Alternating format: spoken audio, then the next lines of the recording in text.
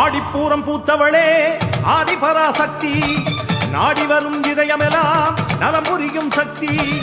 ஆடிப்பூரம் பூத்தவளே ஆதிபராசக்தி, நாடி வரும் இதயமெல்லாம் நலம் புரியும் சக்தி.